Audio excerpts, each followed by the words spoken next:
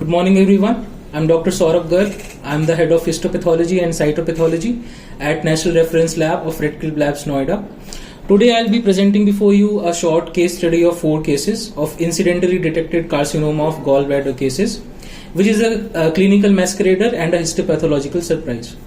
So, starting with the introduction, gallbladder carcinoma is the 5th most common cancer of gastrointestinal tract and most common carcinoma of the biliary tract, and many of these cases are missed on routine preoperative imaging. The risk factors for this carcinoma includes cholelithiasis, calcified gallbladder wall, and polypoidal lesions of the gallbladder. We also call incidentally detected gallbladder carcinoma as occult, missed, or inapparent gallbladder carcinoma. So we received these 4 cholecystectomy cases in our national reference lab at Noida.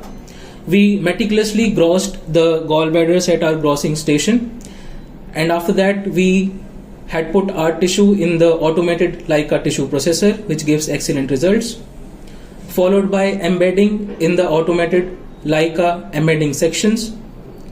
After that, we did microtomy of the sections, cut out some thin good sections, followed by water bath, and then staining of the sections was done, finally followed by the prepared slides. These slides were viewed under the Nikon Eclipse SI microscope with attached camera. A diagnosis of gallbladder carcinoma was confirmed and TNM staging was done. So in this image you can see that the gallbladder wall shows focal thickening. However, no obvious proliferative lesion was seen in these cases. You can also see some stones lying around the gallbladder. In this photomicrograph you can see that the arrows are pointing towards the tumor nests which are invading into the muscularis propria. And in this image you can see the tumor is invading into the adherent liver bed tissue. So this is a summary of the clinical findings. 2 patients were from UP, one was from Bihar, one was from Tripura. All the patients were females and presented with pain abdomen. USG showed cholelithiasis and cholecystitis, and thickened wall was seen in 1 case. Stones were present in all the cases, which is a very commonly associated risk factor. 2 cases were PT1B, 1 was PT2, and 1 was PT3. Incidentally detected gallbladder carcinoma, if it is a higher stage tumor, it has to be followed by radical resection and lymph node dissection.